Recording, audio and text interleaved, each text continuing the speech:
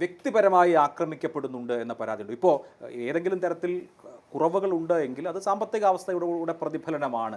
അപ്പോൾ അങ്ങനെ ഇരിക്കെ ആരോഗ്യമന്ത്രിക്ക് മാത്രം ചെയ്യാൻ കഴിയുന്ന കാര്യങ്ങളുമല്ല എന്ന് ഇരിക്കെ വ്യക്തിപരമായി ആക്രമിക്കപ്പെടുന്നുണ്ട് എന്നൊരു ഫീൽ ഉണ്ടോ? നോക്കൂ, അതിൽ യശശരീരനായ EMS സഖാവ് EMS പറഞ്ഞതാണ് എനിക്ക് അത് മറുപടിയായിട്ട് പറയാനുള്ളത്. അത് ഒരു മാധ്യമത്തെക്കുറിച്ചാണ് അദ്ദേഹം പറഞ്ഞത്. ആ മാധ്യമം നിങ്ങളെക്കുറിച്ച് നല്ലത് എഴുതിയാൽ ഓർക്കുക നിങ്ങൾക്ക് എന്തോ പ്രശ്നമുണ്ട്, പക്ഷേ ആ മാധ്യമം നിങ്ങളെ വിമർശിച്ചാൽ ഓർക്കുക നിങ്ങൾ ശരിയായ പാതയിലാണ്.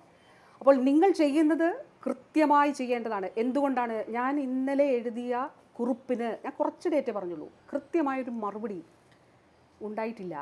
പക്ഷെ അതിന് പകരമായിട്ടുള്ള ചില കാര്യങ്ങൾ പറയുക ചെയ്യുന്നത് ഉത്തരം മുട്ടുമ്പോൾ അല്ല, അതിൽ നമ്മൾ ചെയ്യുന്ന കാര്യങ്ങൾ ശരിയായതുകൊണ്ടാണ് നിങ്ങൾ കൂടുതൽ ആക്രമിക്കപ്പെടുന്നത്. ആക്രമണം നിങ്ങളെ കരുത്തരാക്കുകയുള്ളൂ. എന്നെ തീർച്ചയായിട്ടും തുടക്കം മുതൽ അറിയാലോ, ഓരോരോ ഏറ്റവും കൂടുതൽ വ്യാജ ആരോപണങ്ങൾ, വ്യാജാധിക്ഷേപങ്ങൾ, വ്യക്തിപരമായിട്ടുള്ള അധിക്ഷേപങ്ങൾ. ഇപ്പോൾ കഴിഞ്ഞ ദിവസം മുരളീധരൻ പറഞ്ഞത് കേട്ടില്ല, അത് അദ്ദേഹത്തിൻ്റെ ഞാൻ പറഞ്ഞതുപോലെ അദ്ദേഹത്തിന് മറുപടി അർഹിക്കുന്നതല്ല.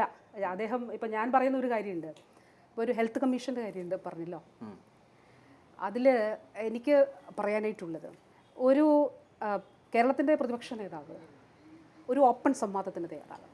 വെല്ലുവിളിക്കാണോ വി ഡി സതീശനെ? തീർച്ചയായിട്ടും ഒരു ഓപ്പൺ സംവാദത്തിന് തയ്യാറാകണം. അവരുടെ കൊണ്ടെത്തിച്ച കേരളത്തിൽ നിന്ന് ഇന്ന് കേരളത്തിൻ്റെ ആരോഗ്യ മേഖല എത്രത്തോളം എങ്ങനെ മാറി എന്നുള്ളത് പഠിക്കാൻ ഒരു കമ്മീഷനെ അവർ വെക്കുന്നത്, ഇതൊക്കെ മനസ്സിലാക്കാൻ വെക്കുന്നത് നല്ലതാണ്. അത് കഴിഞ്ഞിട്ട് കമ്മീഷന്റെ റിപ്പോർട്ട് വന്നാൽ അതെ, ഒരു ഓപ്പൺ സംവാദത്തിന് തയ്യാറാണ്. ആ സംവാദത്തിൽ അദ്ദേഹം ഇവരെയൊക്കെ കൂട്ടണം. ആരെയൊക്കെ? ഈ കെ മുരളീധരനെയും മുൻ ആരോഗ്യമന്ത്രിയായിരുന്ന വ്യക്തിയുമൊക്കെ. കാരണം അനധികൃത സ്വത്ത് സമ്പാദനത്തിനാണ് അദ്ദേഹത്തിൻ്റെ ആ കാലഘട്ടത്തിൽ 2011-16 കാലയളവിൽ അനധികൃത സ്വത്ത് സമ്പാദനത്തിനാണ് അദ്ദേഹത്തിനെതിരെ ഇപ്പോൾ അന്വേഷണം ഒക്കെ ഉള്ളതല്ലേ. അപ്പോൾ അദ്ദേഹത്തെ ഉൾപ്പെടെ വരുത്തണം. പിന്നെ അതിൽ പാവം വളരെ അവരുടെയൊക്കെ ഭാഷയിൽ വളരെ മോശമായ വാർത്ത അതൊക്കെ അവതരിപ്പിച്ച് നടന്ന ഞാൻ വരാം ചർച്ചയ്ക്ക് ഓപ്പൺ സംവാദത്തിന് ഒരു തുറന്ന സംവാദത്തിന് ആരോഗ്യമന്ത്രി വീണ ജോർജ് സന്നദ്ധയാണ്. അതിന് UDF-നെ വെല്ലുവിളിക്കുകയാണ്. പ്രതിപക്ഷ നേതാവിനെ വെല്ലുവിളിക്കുക. അദ്ദേഹത്തിന് കൂടി ഇവരെയൊക്കെ കൂട്ടണം കേട്ടോ, ഈ പറഞ്ഞവരെയൊക്കെ കൂട്ടാം അദ്ദേഹത്തിന്. കാരണം വളരെ ഒറ്റയ്ക്ക് നേരിടും. ഞാൻ ഒറ്റയ്ക്ക് മതി.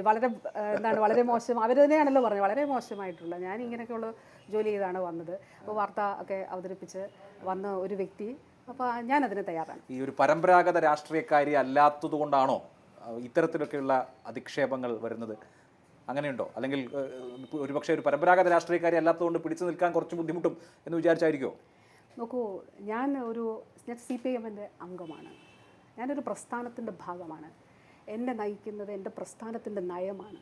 എന്നെ നയിക്കുന്നത് എൻ്റെ പ്രസ്ഥാനത്തിൻ്റെ കാഴ്ചപ്പാടാണ്. ഈ സർക്കാരിൻ്റെ ബഹുമാനപ്പെട്ട മുഖ്യമന്ത്രിയുടെ നേതൃത്വത്തിൽ സർക്കാരിൻ്റെ നയമാണ്, ഇടതുപക്ഷ ജനാധിപത്യ മുന്നണിയുടെ നയമാണ്. അതുകൊണ്ട് വ്യക്തി അപ്രസക്തമാണ്, നയം പ്രധാനമാണ്.